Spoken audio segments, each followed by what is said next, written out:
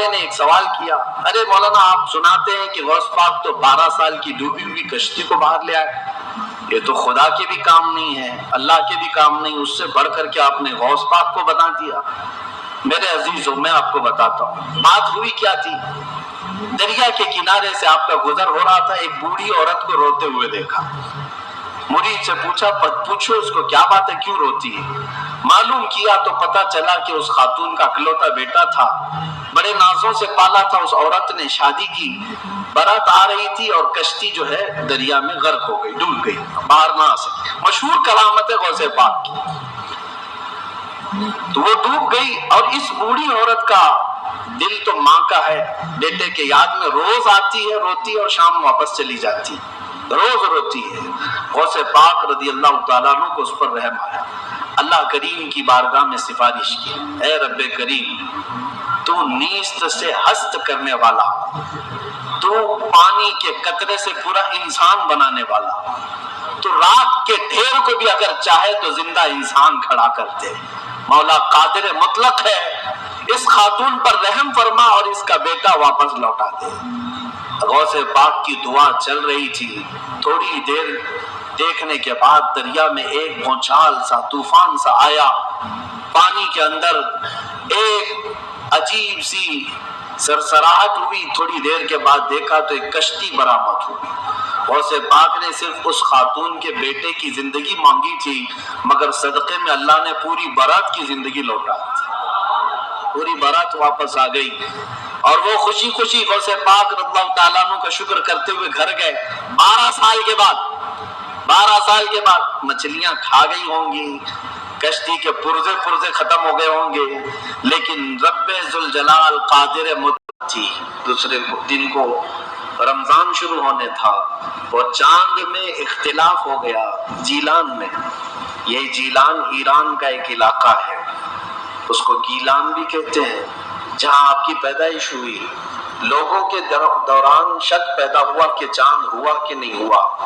غوث پاک رضی اللہ تعالیٰ عنہ کی ماں فاطمہ ام الخیر، جو نہایت ہی شریف خاتون ہے سادات کی، آپ نے لوگوں سے کہا کہ رمضان ہو چکا ہے، اس لیے کہ سحری سے لے کر افطار تک میرے بچے نے دودھ کو منہ نہیں لگایا ہے۔ پورے جیلان میں یہ بات مشہور تھی کہ سادات کے گھر میں ایک ایسا بچہ پیدا ہوا ہے جو سحری سے لے کر کے افطار تک اپنے ماں کے دودھ کو تک نہیں پیتا۔ یہ ان ایام کی میں بات کر رہا ہوں کہ ابھی غوث پاک رضی اللہ تعالیٰ کو 1 دن کے تھے، یعنی پیدائشی طور پر۔ میں آپ کو یہ بتاؤں کہ آپ سب غوث پاک کو پیران پیر کہتے ہیں کہ نہیں، یعنی پیروں کا پیر ہے، اور روشن ضمیر کہتے ہیں، سارے سلسلے وہاں تک جا کر پہنچ جاتے ہیں تو فخر کرتے ہیں۔ غوث پاک سے جس کا سلسلہ ملتا ہے وہ دنیا میں فخر کرتا ہے۔ میں یہ کہتا ہوں کہ پیروں کا پیر پیدا ہوتے ہی روزہ رکھتا ہو، اور اگر کوئی ڈھکوسلا جھوٹا پیر یہ کہتا ہے کہ ہمارے اوپر شریعت نہیں ہے، تو بات یہ یاد رکھ لینا کہ اس کا غوثیت مآب سے کوئی تعلق ہی نہیں ہے، وہ شیطان کا مرید ہو سکتا ہے، رسول اللہ تک لے جانے والا راستہ ہرگز نہیں ہو سکتا۔ میرے آقا صلی اللہ علیہ وسلم تک لے جانے والا راستہ وہی ہے جو غوثیت مآب کے راستے سے ہو کر کے چلتا ہے۔ پیدائشی طور پر شریعت کی پاسداری کرنے والے شیخ عبد القادر جیلانی، میرے عزیزوں، آپ کو یہاں غوث پاک کی کرامات سنتے سنتے ایک کسوٹی بھی حاصل کر لینا چاہیے کہ ہر پیر کو پرکھ کر کے دیکھو، شریعت کے سانچے میں اترتا ہے تو وہ مرشد ہے، اور شریعت سے ہٹ جاتا ہے تو پھر وہ شیطان کا پھندا ہے۔ اس بات کو ہمیشہ یاد رکھیں۔ اگر کوئی اپنے گھر میں بیٹھ کر کے کہتا ہے کہ ہمارے لیے نماز نہیں، ہم تصور کی نماز پڑھتے ہیں، ہم تصور کی نماز پڑھتے ہیں، اور ہماری نماز تو مکہ میں ہوتی ہے، مدینے میں ہوتی ہے، تو کھانا یوں کیوں کھاتے ہیں، یہاں کیوں کھاتے ہیں؟ مریدوں کے سامنے تو سب چیزیں چلتی ہیں، اور نماز مکے میں ہوتی ہے، مدینے میں ہوتی ہے، نماز چھوڑ کر بیٹھے ہیں۔ ایک بات یاد رکھ لیں کہ سارا طریقت کا سلسلہ صرف قوالی سننے کا نام نہیں ہے۔ ہاں، اشعار حضور پاک کی محبت میں اور اللہ کی محبت میں سننا یقیناً باعث ثواب ہے، ہم خود بھی سنتے ہیں، لیکن وہ پیر ہی کیسا جسے قرآن پڑھ سننے کے بعد کوئی وجد نہیں آتا، قرآن سننے کے بعد کوئی وجد نہیں آتا، حدیث رسول سننے کے بعد کوئی وجد نہیں آتا، وجد کہاں سے آئے گا سمجھ میں نہیں آتا، اور پھر ڈھول باجے پر تو پھر ہاتھ بھی ہلتے ہیں پیر بھی ہلتے ہیں، اور پھر اگر کوئی یہ سمجھے کہ یہی مرشد ہے پیر کامل ہے تو دھوکے میں ہے، ایسا بندہ دھوکے میں ہے۔ وہ غوث پاک رضی اللہ تعالیٰ عنہ جن کی کرامات بیان کرنے کے ساتھ ساتھ ہم یہ بھی بیان کرتے ہیں کہ 40 سال آپ کے ایسے گزرے ہیں کہ صرف ایک انگور کے دانے سے آپ نے سحری کی ہے اور ایک آدھا گلاس پانی پر آپ نے افطاری کیا ہے، اتنے سال تک روزہ رکھے ہیں، ان میں کئی سال ایسے آئے ہیں کہ پوری رات بھر شیخ عبد القادر جیلانی کھڑے ہو کر کے نماز پڑھتے رہے۔ ان اولیاء کے لیے جن کے مجمع میں 70,000 سے کم کا کبھی مجمع نہیں ہوتا تھا، نماز معاف نہیں ہوئی، روزہ معاف نہیں ہوا، تو آج کے جانور نما کسی ایسے ڈھکوسلے بابا کے لیے نماز کیسے معاف ہو سکتی ہے یا روزہ کیسے معاف ہو سکتا ہے؟ اس بات کو ہمیشہ ذہن نشین کر لیں، شریعت میرے مصطفیٰ کی ہے اور نبی پاک صلی اللہ علیہ وسلم کی شریعت سب سے اوپر ہے، اس کے بعد ہی کوئی مقام مل سکتا ہے۔ اسی لیے اعلیٰ حضرت کی بات سنو، فرماتے ہیں بخدا خدا کا یہی ہے در، اللہ تک اگر کوئی پہنچنے کی بات کرتا ہے نا تو اسے جانچ کر کے دیکھ لو کہ حضور کے بارے میں کیا کہتا ہے۔ بخدا جس کا مطلب ہے قسم خدا کی، خدا کا یہی ہے در، یعنی رسول پاک کا جو دروازہ ہے یہی خدا کا دروازہ ہے، بخدا خدا کا یہی ہے در، نہیں اور کوئی مفر مقر۔ حضور کو چھوڑو گے تو نہ بھاگنے کی جگہ ہے نہ ٹھہرنے کی جگہ ہے، کہیں نہیں اور کوئی مفر مقر۔ اور پھر اعلیٰ حضرت فرماتے ہیں اگر کوئی خدا تک پہنچا بھی ہے تو سمجھ لو جو وہاں سے ہو یہی آ کے ہو، جو یہاں نہیں تو وہاں نہیں۔ اگر وہ رسول پاک صلی اللہ علیہ وسلم کی شریعت کبریٰ تک نہیں پہنچا تو پھر سمجھ لو کہ خدا تک پہنچ ہی نہیں سکتا۔ میرے عزیزو، غوث پاک رضی اللہ تعالیٰ عنہ کی پوری زندگی اگر میں آپ کو بتاؤں وہ عشق رسول کے سانچے میں ڈھلی ہوئی تھی۔ نبی پاک کی شریعت پر ایسا سختی سے عمل کرتے تھے کہ منبر پر کھڑے ہو کر کے آپ نے اعلان کیا میرا مرید اگر نماز نہیں پڑھتا تو اسے ہمارے قبرستان میں بھی دفن نہ کیا جائے۔ غوث پاک رضی اللہ تعالیٰ عنہ شریعت کے معاملے میں اس قدر سخت تھے۔ پھر میں پوچھنا چاہتا ہوں ان سے بڑا دنیا میں اور کون پیر آیا ہے؟ اگر کوئی اپنے مریدوں کو نماز معاف کرا دیتا ہو، روزے معاف کرا دیتا ہو تو یاد رکھ لینا وہ شیطان کا پھندا ہے جو تمہیں نبی کریم صلی اللہ علیہ وسلم کی شریعت سے دور لے کر جاتا ہے۔ سب سے پہلی چیز ہے میرے مصطفیٰ کی شریعت، حضور پاک کے طریقے پر اگر کوئی چلا ہے تو اسے ولایت بھی ملتی ہے۔ اللہ کا ولی حضور کی شریعت پر گامزن ہو کر کے ہی چلتا ہے۔ کچھ مجذوب اولیاء ایسے ہیں جن کی عقل فنا ہو جاتی ہے تب ان کے اوپر سے شریعت کا قلم اٹھا لیا جاتا ہے، وہ مستثنا ہیں، وہ الگ ہے۔ لیکن جتنے اولیاء آئے سب کا رسول پاک صلی اللہ علیہ وسلم کے دربار میں ایسا وسیلہ ہے، ان کی ایسی پہنچ ہے کہ اس کے بعد ہی انہیں ولایت کی منزل ملتی ہے۔ میں ایک بات بتاتا ہوں آپ کو، غوث پاک رضی اللہ تعالیٰ عنہ کے مقام کے متعلق محبوب الہی کا نام سنا ہوگا، دلی کے شہنشاہ۔ دو اولیاء کو محبوب کا نام دیا گیا ہے، محبوب، ایک غوث پاک کو محبوب سبحانی اور حضرت نظام الدین اولیاء کو محبوب الہی۔ محبوب اسے کہتے ہیں جس سے اللہ محبت کرتا ہو، سارے اللہ سے محبت کرتے ہیں اور کچھ وہ ہیں جن سے اللہ محبت کرتا ہے، وہ محبوب ہیں۔ محبوب الہی کا درجہ بڑا ہے، ان کے بڑے گہرے مرید ایسے فنا فی شیخ امیر خسرو کا جب بھی نام آتا ہے تو ایک پیر اور مرید کے درمیان کا گہرا تعلق بتایا جا سکتا ہے۔ لوگوں کو پڑھنا چاہیے، کس کو مرشد سمجھا جائے طریقت کے راستے میں اور کون پیر ہوتا ہے۔ امیر خسرو کو پڑھیں تو سمجھ میں آ جائے گی بات۔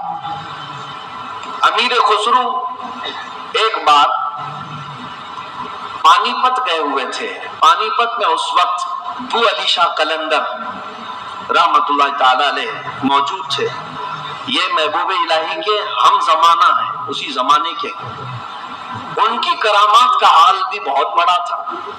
امیر خسرو ان کی محفل میں بیٹھے، جمعرات کو ایک بار ان کے یہاں محفل ہوتی تھی ابو علی شاہ قلندر کے یہاں. اور محفل میں ہوتا کیا تھا، جب ذکر کی محفل ہوتی اس کے بعد جتنے حاضرین ہوتے ابو علی شاہ قلندر سب سے کہتے اپنی اپنی آنکھیں بند کر لو. لوگ اپنی اپنی آنکھیں بند کرتے، وہ سیدھے رسول اللہ کا دیدار کراتے تھے. نبی پاک صلی اللہ علیہ وسلم سامنے بیٹھے ہوئے ہوتے، ابو علی شاہ قلندر ان کے سامنے ہوا کرتے حضور کی. یہ ہر جمعرات کو ابو علی شاہ قلندر کی محفل میں ہوتا تھا. امیر خسرو مرید تھے محبوب الہی کے اور گئے تھے ابو علی شاہ قلندر کی محفل میں. اور جب دیدار کرائے تو امیر خسرو بھی خوش ہوئے کہ رسول پاک صلی اللہ علیہ وسلم کا دیدار ہوا مجلس میں. لیکن بات اتنی ہوئی، آنکھیں کھولنے کے بعد ابو علی شاہ قلندر امیر خسرو کو یوں کہتے ہیں، خسرو میں تو رسول اللہ کی مجلس میں تجھے لے گیا، تیرا پیر تو وہاں کہیں نظر نہیں آیا، تیرا پیر وہاں پر نظر تو نہیں آیا. امیر خسرو کو یہ بات لگ گئی. میں میرا مرشد میرے پیر کا مقام بلند سمجھتا ہوں، لیکن حقیقی بات ہے کہ حضور کے دربار میں جب میں تصور میں حاضری دیا، محبوب یہ ابو علی شاہ قلندر بھی تھے اور بھی اولیاء تھے، لیکن میرے پیر تو نظر نہیں آئے. وہ غمگین حالت میں اپنے پیر کے پاس آئے، اپنے مرشد کے پاس. محبوب الہی سے کہتے ہیں آج میں محفل میں گیا اور انہوں نے فارسی ایک کلام لکھایا ہے، شب جائے کہ من مودم، بہت مشہور کلام ہے امیر خسرو کا. اس واقعے کے بعد انہوں نے لکھا تھا. پہلے پورا واقعہ کیا ہوا وہ میں بتاتا ہوں. محبوب الہی کے پاس روتے ہوئے کھڑے تھے. ابو علی شاہ قلندر نے رسول اللہ کا دیدار کرایا، لیکن ساتھ میں انہوں نے مجھے تانا مارا کہ تمہارا پیر تو محفل میں نظر نہیں آیا. محبوب الہی نے کہا کہ پھر سے جاؤ محفل میں، پھر سے جاؤ محفل میں. ابو علی شاہ قلندر کے دیدار ہو رہا ہے اور اچھی بات ہے. کہا آپ نہیں ہیں اس محفل میں کیسے جاؤں. محبوب الہی نے تھپک کر کہا خسرو ابو علی شاہ قلندر سے مت پوچھنا، جب وہ دیدار کرائیں رسول اللہ کا تو خود رسول اللہ سے پوچھنا میرا پیر کہاں. اولیاء بہت سارے بیٹھے ہیں، محبوب الہی کہاں ہے. تو میر خسرو گئے. اب کی بار جو محفل سجی اور جب آنکھ بند کرنے کا حکم ہوا، امیر خسرو نے آنکھ بند کی، دیدار ہوا میرے مصطفیٰ کا. اولیاء کرام کی مجلس تھی.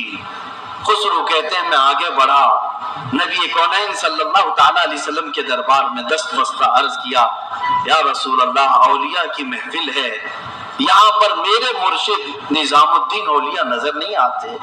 نبی پاک نے فرمایا ایک منزل اوپر چڑھ جا، ایک منزل اوپر چڑھ جا. امیر خسرو کہتے ہیں میں ایک منزل اوپر گیا تو دیکھا ایک بہت بڑا دالان ہے، صحن ہے، وہاں بھی رسول اللہ جلوہ فرما ہے، مسند نشی ہے، وہاں دیگر اولیاء اکرام ہیں اور دیگر اولیاء، لیکن وہاں بھی میرے مرشد نظر نہیں آئے. میں پھر پوچھا میرے مصطفیٰ سے آقا یہاں پر بھی نہیں ہے. حضور نے فرمایا ایک اور منزل چڑھ جا.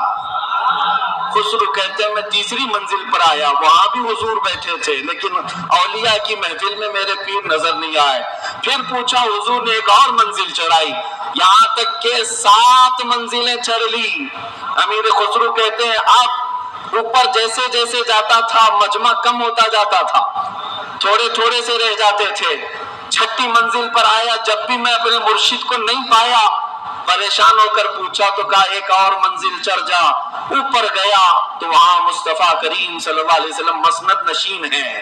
مسند نشین ہے، بس 3 لوگ بیٹھے ہوئے ہیں، دائیں ایک بزرگ ہیں، بائیں ایک بزرگ ہیں اور بالکل سامنے محبوب الہی بیٹھے ہوئے ہیں.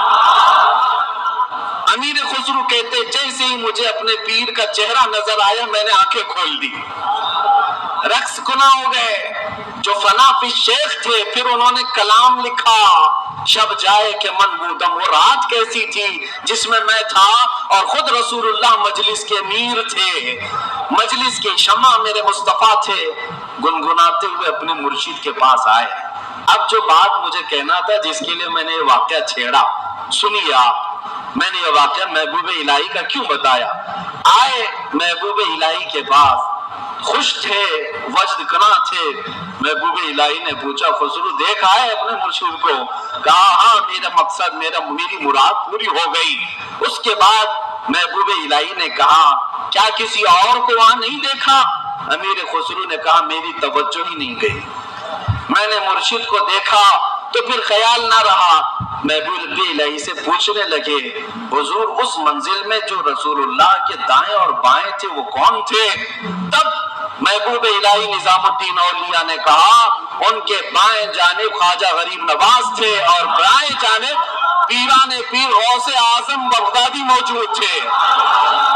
سیدنا شیخ عبد القادر جیلانی کا وہ مقام ہے کہاں؟ رسول اللہ کے دربار میں، جہاں اولیاء کرام کی منزلیں ختم ہوتی ہیں وہاں غوثیت معاب کا مقام ہے۔ میرے آقا صلی اللہ علیہ وسلم کے دربار کا قرب ہی انہیں غوثیت کے مقام پر لے گیا ہے۔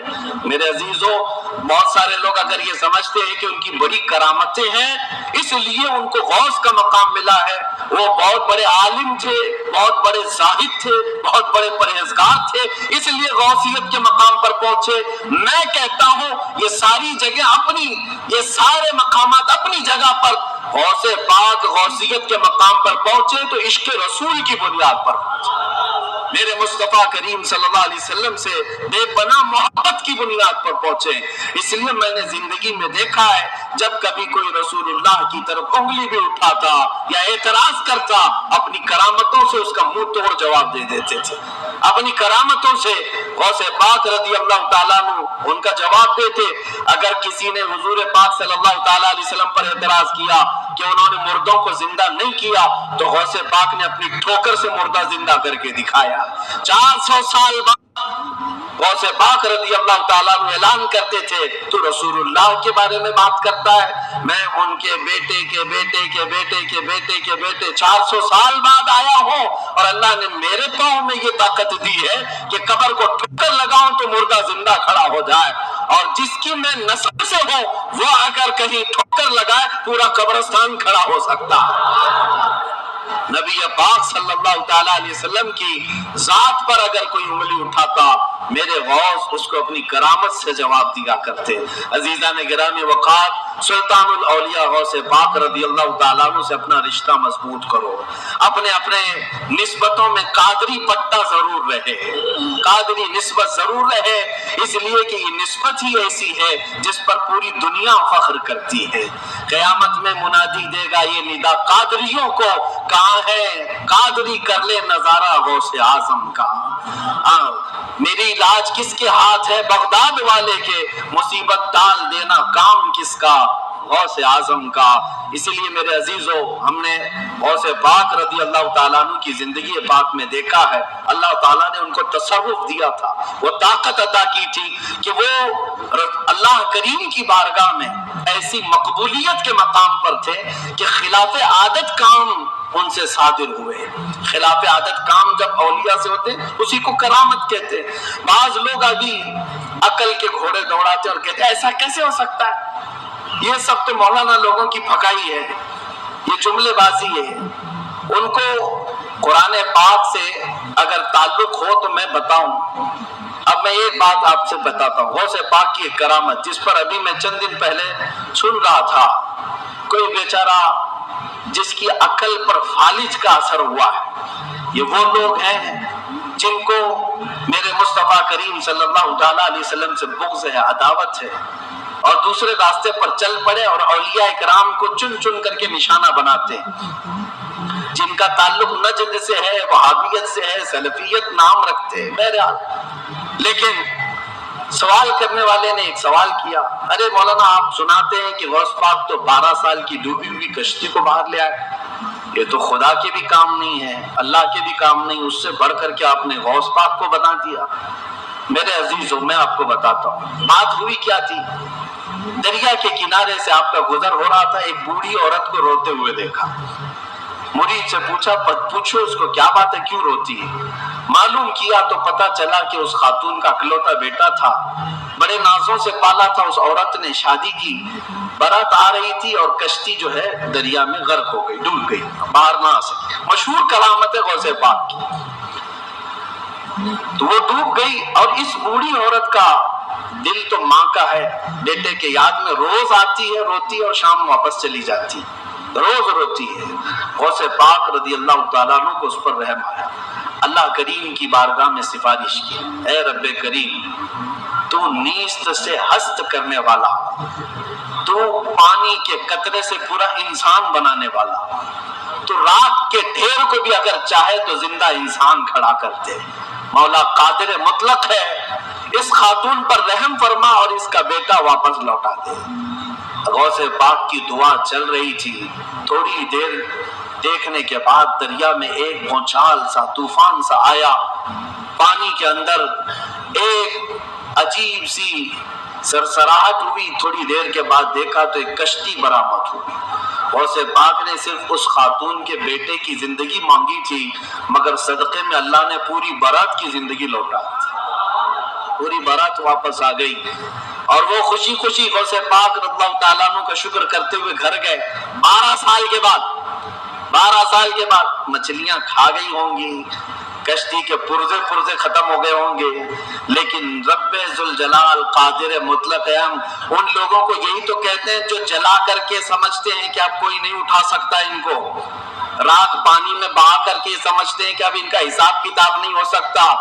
ارے عقل کے اندھو، جس رب ذوالجلال نے ایک نطفے سے تمہارا پورا انسانی شکل بنایا ہے، تم 1000 بار جلا کر راکھ کر دو، رب ذوالجلال قادر مطلق ہے، وہ دوبارہ زندہ فرمائے گا حساب لینے کے لیے۔ تو کشتی دوبارہ واپس آئی۔ غوث پاک رضی اللہ تعالیٰ عنہ کی اس کرامت پر ایک دو نہیں، ہزاروں لوگ اسلام میں داخل ہوئے تھے، ہزاروں لوگ اسلام میں داخل ہوئے۔ اب جو صاحب ہیں انہوں نے کہا کہ ایسا کیسے ہو سکتا ہے، ایسا کیسے ہو سکتا ہے؟ ہر جگہ اگر تم عقل کے گھوڑے دوڑاؤ گے تو یہی سوال کرو گے ایسا کیسے ہو سکتا ہے۔ اگر تمہاری عقل میں بات نہیں آتی تو سمجھ لو اسی کو کرامت کہتے ہیں، اسی کو کرامت کہتے ہیں۔ تم اور ہم بھی کر سکتے تھے تو پھر غوث کی کرامت کا مطلب ہی کیا ہے؟ تم بھی غوث ہوتے، ہم بھی غوث ہوتے۔ کرامت ہے جو عقل میں نہیں آئے گی۔ اور قرآن سے اگر دلیل مانگتے ہو، سنو، سلیمان علیہ السلام نے اپنے دربار میں ایک بار اعلان کیا تھا، کون ہے جو سبا بلقیس کا تخت یہاں پر لے آئے گا؟ سلیمان علیہ السلام فلسطین میں بیٹھے ہوئے ہیں اور سبا بلقیس کا تخت یمن میں ہے۔ یمن اور فلسطین میں 1000 کلومیٹر سے زیادہ کا فاصلہ ہے۔ ایک جن کھڑا ہوا، کہا اللہ کے نبی میں لے آتا ہوں۔ پوچھا کتنی دیر میں؟ کہا میں آپ کی مجلس ختم ہونے سے پہلے وہ لے کر آ جاؤں گا۔ جنات کی طاقت پر یقین رکھنے والے، جنات کو حاصل کرنے کے لیے عملیات کرنے والے، سنو قرآن کیا کہتا ہے۔ سلیمان علیہ السلام نے کہا بہت دیر ہو جائے گی، مجلس ختم ہونے تک تم لاؤ گے؟ مجلس ختم ہونے تک۔ پھر اللہ کے ایک ولی جو سلیمان علیہ السلام کے امتی تھے، آصف بن برخیہ، کھڑے ہوتے ہیں، کہتے ہیں اے اللہ کے نبی میں لے آؤں گا۔ پوچھا کتنی دیر میں؟ کہا آپ کی پلک جھپکنے سے پہلے لاؤں گا۔ آپ کی، یہ قرآن کے الفاظ ہیں، قرآن کے، قال الذی عنده علم من الکتاب انا آتیک بہ قبل ان یرتد الیک طرفک، اس سے پہلے کہ آپ کی آنکھ کی پلک جھپکے اے اللہ کے نبی میں وہ تخت لے آؤں گا۔ تخت کوئی 4 فٹ کا 5 فٹ کا نہیں، 80 گز لمبا ہے اور اتنا ہی چوڑا ہے، اتنا ہی وزنی ہے، اور 7 دروازوں کے اندر بند کر کے رکھا ہوا ہے، سونے چاندی جواہرات سے جڑا ہوا تخت ہے۔ اور ایک انسان کہتا ہے، انسان، جنات کی بات نہیں کر رہا، جنات کی بات آئے گی تو آپ سمجھیں گے ان کو بڑی طاقت ہوتی ہے، انسان کی بات کر رہا ہوں۔ انسان نے کہا سلیمان علیہ السلام کی امتی میں پلک جھپکنے سے پہلے لاؤں گا۔ یہ صرف اور صرف بات نہیں تھی، حضرت سلیمان علیہ السلام ابھی پلک کر ادھر دیکھ رہے تھے، وہ تخت حاضر کر چکے تھے۔